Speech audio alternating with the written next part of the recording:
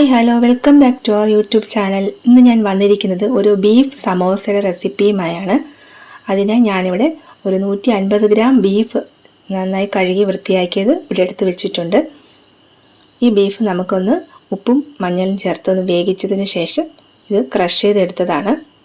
ഇനി അതിനോടൊപ്പം വെജിറ്റബിൾസ് ആയിട്ട് ഞാനൊരു വലിയൊരു പീസ് ക്യാരറ്റ് എടുത്തിട്ടുണ്ട്, അത് ചെറിയ കഷ്ണങ്ങളാക്കി അരിഞ്ഞത്, പിന്നെ കറിവേപ്പില, 2 പച്ചമുളക് ചെറുതായി അരിഞ്ഞത്, പിന്നെ 3-4 വെളുത്തുള്ളി, പിന്നെ ഒരു ചെറിയ കഷ്ണം ഇഞ്ചി. ഇത് 2 മീഡിയം സൈസ് പൊട്ടറ്റോ ചെറിയ കഷ്ണങ്ങളാക്കി അരിഞ്ഞത്, പിന്നെ 2 മീഡിയം സൈസ് സവോള ചെറിയ കഷ്ണങ്ങളാക്കി എടുത്തതാണ്. ഇനി നമുക്ക് ഇതെല്ലാം ഒന്ന് വഴറ്റിയെടുക്കാം. അതിന് ഞാനൊരു പാൻ അടുപ്പത്ത് വെച്ചിട്ടുണ്ട്. അത് ചൂടായി വന്നപ്പോൾ അല്പം ഓയിൽ ഒഴിച്ചു കൊടുത്തു. ഈ ഓയിൽ ചൂടായി വരുമ്പോൾ നമുക്ക് ആദ്യം സവാള ഇട്ട് കൊടുക്കാം. അതിനുശേഷം നമ്മൾ അരിഞ്ഞു വെച്ചിരിക്കുന്ന ക്യാരറ്റ്, പച്ചമുളക്, കറിവേപ്പില, ഇഞ്ചി, വെളുത്തുള്ളി, പിന്നെ പൊട്ടറ്റോ ഇതെല്ലാം ചേർത്ത് നമുക്ക് നന്നായി ഒന്ന് വഴറ്റിയെടുക്കാം.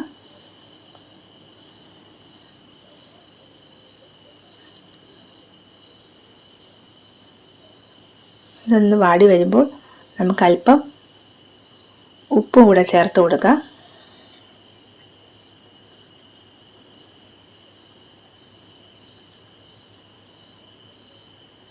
എന്നിട്ട് നമുക്ക് നന്നായി ഇളക്കി യോജിപ്പിച്ച് കൊടുക്കാം.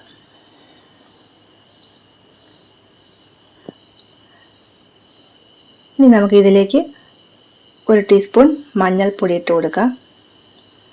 എന്നിട്ട് നന്നായി ഒന്ന് ഇളക്കി കൊടുക്കുക. അതിനുശേഷം നമ്മുടെ ക്രഷ് ചെയ്ത് വെച്ചിരിക്കുന്ന ബീഫ് നമുക്ക് ഇട്ട് കൊടുക്കാം. എന്നിട്ട് ഇതെല്ലാം ചേർത്ത് നന്നായി ഒന്ന് ഇളക്കി യോജിപ്പിച്ച് കൊടുക്കുക.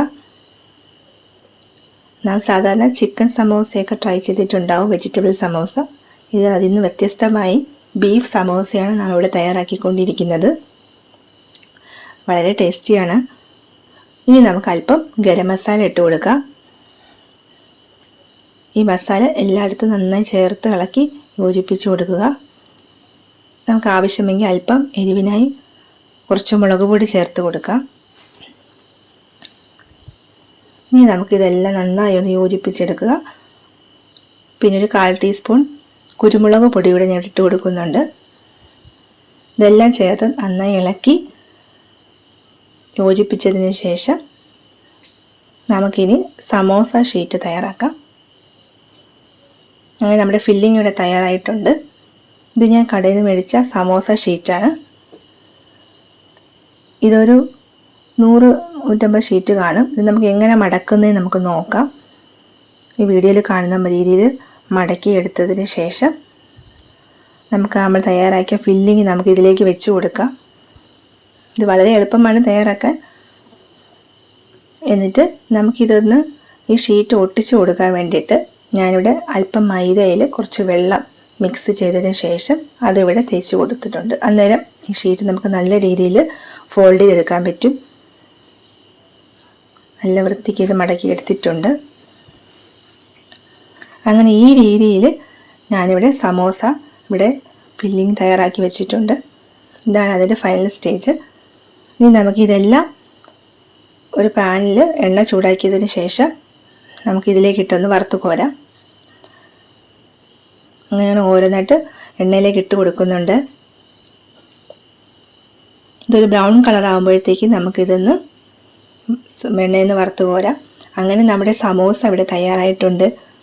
വളരെ ടേസ്റ്റിയാണ്. നമുക്ക് 4 മണിക്കൊക്കെ ചായയോടൊപ്പം കഴിക്കാൻ സമോസ ഇവിടെ റെഡിയായിട്ടുണ്ട്. വീഡിയോ ഇഷ്ടമായാൽ ലൈക്ക്, ഷെയർ ആൻഡ് സബ്സ്ക്രൈബ്.